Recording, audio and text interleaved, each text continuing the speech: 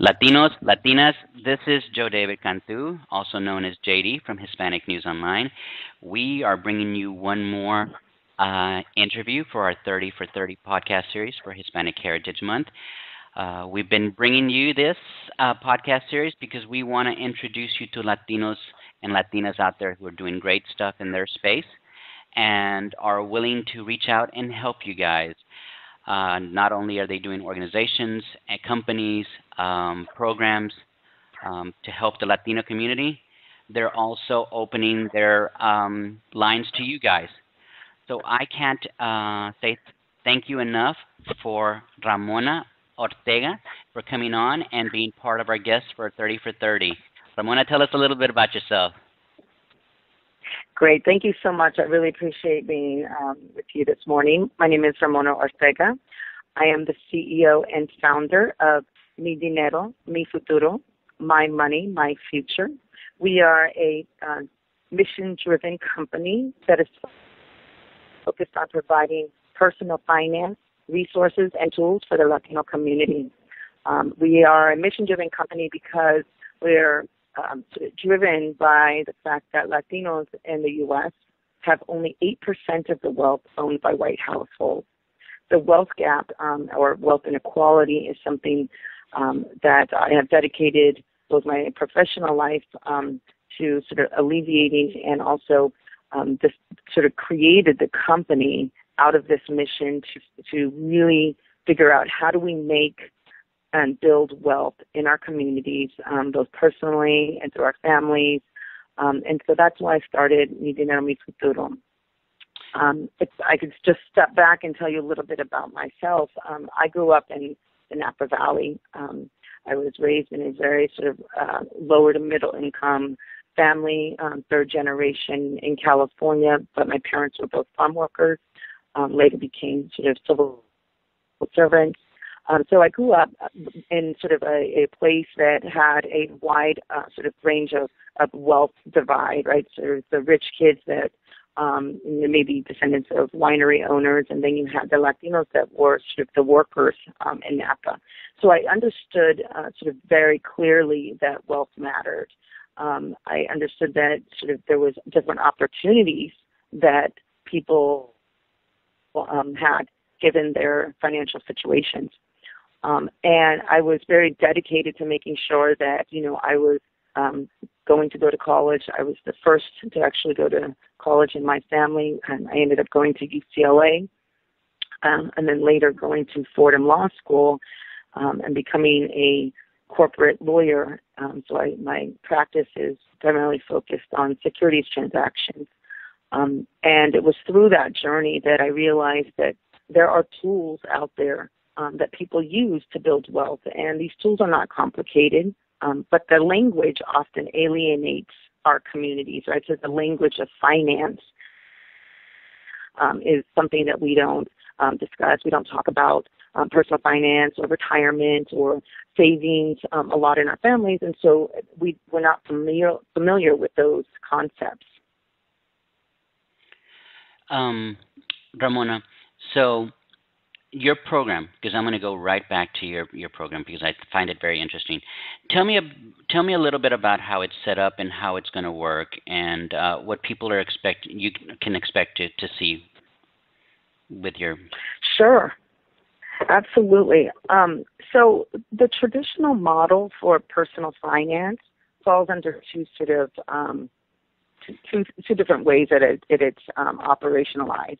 So one is personal finance and literacy, or financial literacy, that is generally sort of community-based, and there are programs through different nonprofits, and those are great programs, but they often fail in terms of actually creating the tools or the opportunities for people to act, right? So you've learned now that you should have a savings account. You've learned about sort of saving for a home.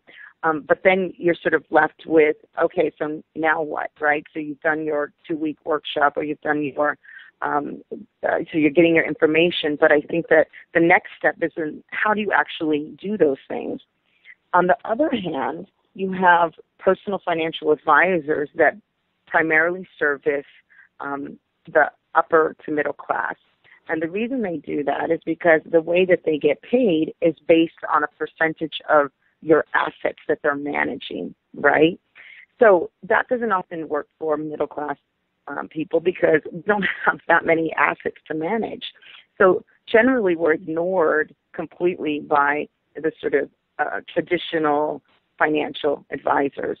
So what we decided to do was sort of be the financial advice, sort of the literacy, education, and tools using technology and able to bring that to the masses for free. And that's, I mean, and only through technology could that have ever happened. And so we're building out a platform that will have blog content and videos just like you all produce it with your show. So it's going to be very easy to understand information about personal finance, retirement, money decisions generally, budgeting.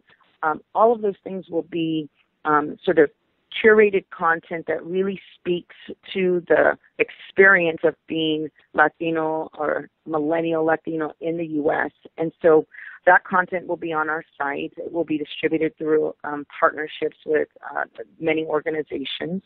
We'll have a daily newsletter. So if you sign up for our newsletter, you'll get an email, and it'll be a money tip for that day. And it'll be information that will be really applicable to your life. And when you sign up on the platform, so it'll be like any other sort of platform on the web, you would sign up and you create an account.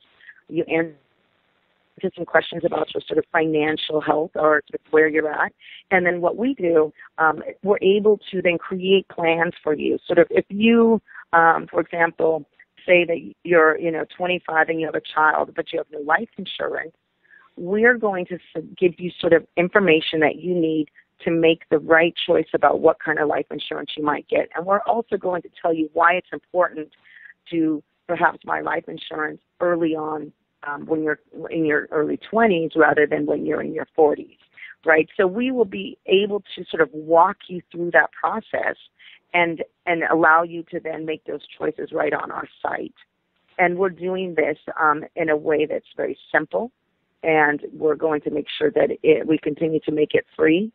And so we're the sort of one-stop shop for all things money in the Latino community. Okay.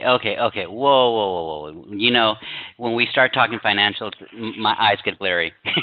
And I'm going to tell you that most of the people out there are going to do that. So first of all, assets are anything that you have. I mean, anything as in property, financial assets like in bank accounts and stuff like that, right? And what you're going to basically do is, let's say I'm a student and I am barely making it, pero, I start on your site and I say, but I do have like maybe in my budget, I can do $20. And should I put it in a stocks or should I put it in a bank account or should I do, and you're going to be able to tell me what to do with that? Correct. So the first thing that we start off with is giving people a real sort of a 360 on their finances, right? So the first step in personal finance is budgeting, right? So automatically you put in, okay, I make $30,000 a year, or your monthly income. We are going to automatically give you a budget that is in line with sort of very traditional budgeting protocols, which is the 50-20-30 budget. And it's a very simple to use. So you don't have to think about it. We take the thinking and the math out of budgeting. Nobody wants to sit around a budget, right? But we're going to say, hey, to stay on track, you need to spend no more than 50% of your income on the sort of fixed cost, right? And then you have 20% that you should be putting towards your savings and or retirement. And the 30% will give you what that number is, and we'll say, hey, this is the money that you should be spending over the sort of, whether that's a month or the week, right?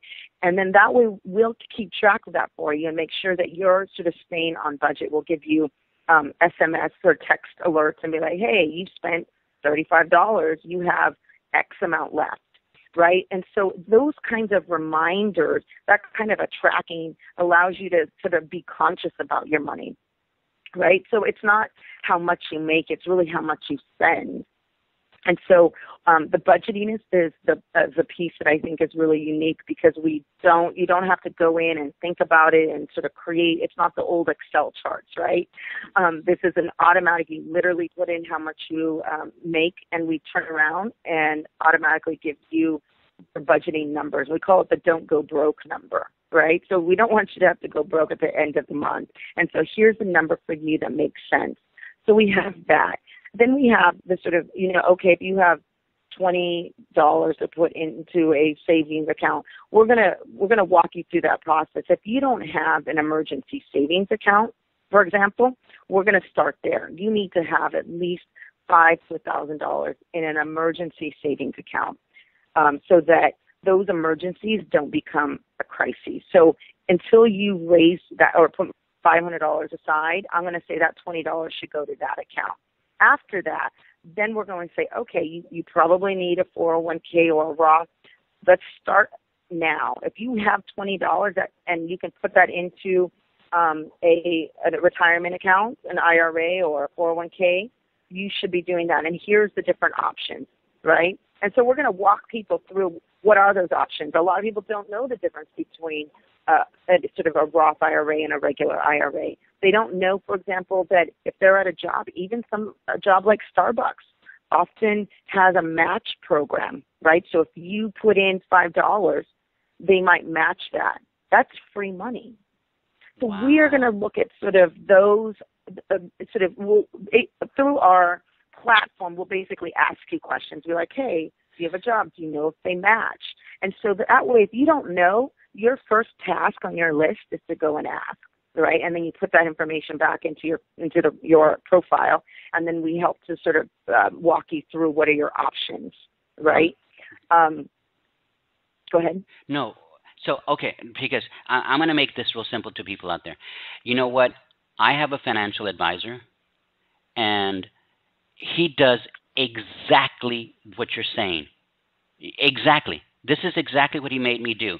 It was give him all the information of how much money I was making, where it was going, and then basically tells me at the end of the month, you can't buy that thing because that's a little too much for you for this month, or you're not gonna be able to put money in your savings account.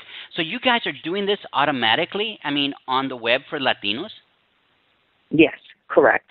We are taking all of the best tools that personal financial advisors use, right? Because they're not secret. This isn't a secret. You can go online and find a lot of these things, but people don't. Nobody wants to talk about their money, and particularly when you don't have that much, you definitely don't want to start looking at your budget. But yet, we are the ones that need it the most, right?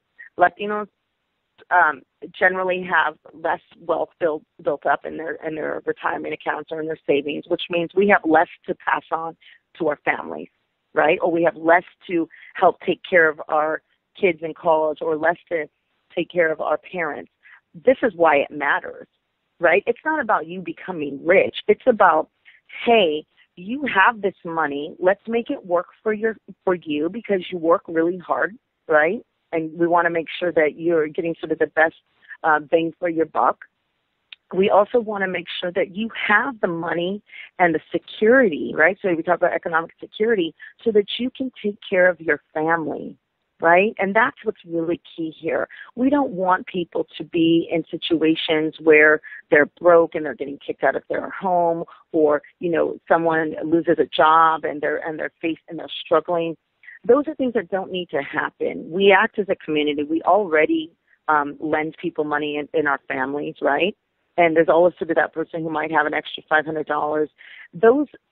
If we follow certain types of plans around financial planning, though, those things are less likely to happen. It's just that simple. And so what we've done is taken all those best strategies, the ones that personal financial advisors use, even for people that are rich. These are not they're applicable to sort of all levels, right?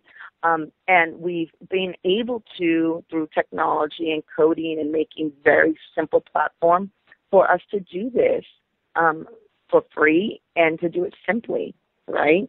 Like you click a button and it automatically gives you that number that you need to follow. So, Ramona, if I get onto your platform and I'm making 30,000 a year or whatever, and I don't have a lot of free money and stuff, and then I'm gonna have to pay for your services to do this. I don't know. I mean, how much is this going to cost me to do this? Well, that is really the genius in this. We are able to offer this for free. We want What?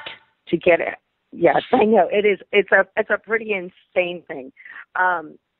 Partially because we will be able to create revenue and monetize through some advertisement on our site, partnerships with key financial institutions.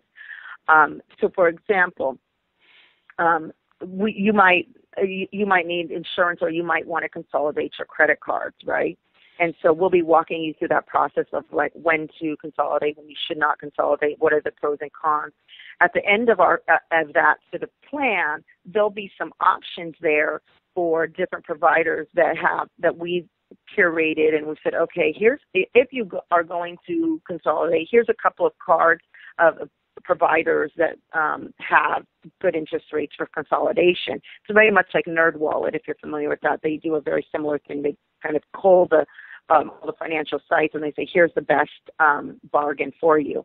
And so if you click on that, then we will share in sort of a revenue model from that service provider. So Wow. We don't push any one product, right? We don't push, you can choose or not choose or find your own sort of provider. But at the end of the day, we figure, look, people are going to buy these products anyway, right? So if you're looking for a car, for example, you're going to go to the dealerships and you might take a date and you're going to start looking at all of sort of, okay, I want a Honda Civic this year. You're going to go around and shop for the best price, right? With our application, we will have sort of any big financial decisions like buying a car. We will have a plan for that, and we'll say, okay, here's what you should be spending. Here's why you might want to think about leasing. Here's sort of the budget that you really should follow so you can stay on track. And then we might say, it'll look at your zip code and it'll say, okay, around you for that car, here's some of the deals. Now, if you click on that, then we'll get paid, right? And that's just a monetization that happens all over the web, right? That's why Facebook is allowed to be free. That's why WhatsApp is allowed to be free. Dropbox, any of the big technology companies, this is exactly what they're doing.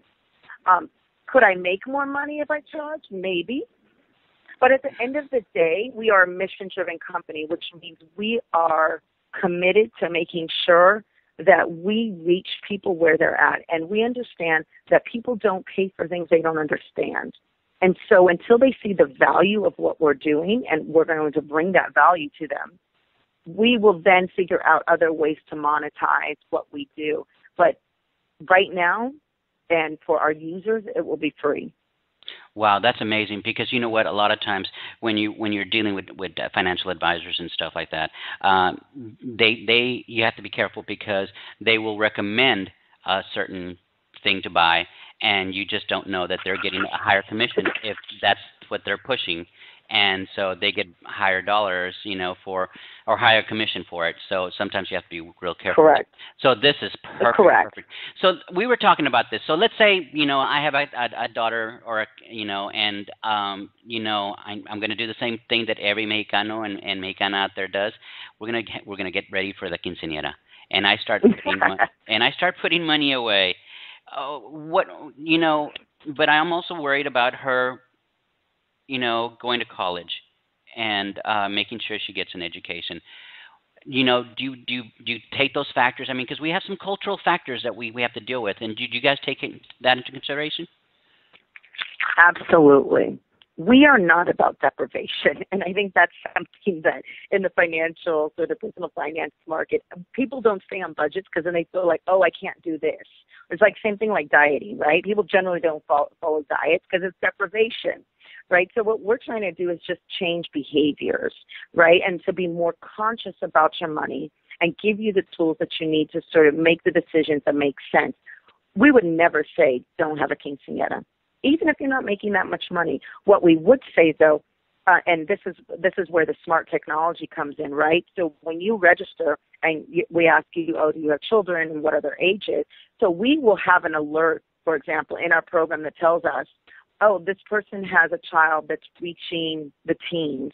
And so we might send you an email and say, hey, we see that you have someone that's coming up. There might be a quinceañera. Here, download our budget plan for the quinceañera, right? And then we have a calculator that will say, if you spend $10,000 on this quinceañera, here's what that $10,000 would look like in 7 years, right? So be careful about, if you would take that $7,000 and put it in the stock market, here's what your return would be.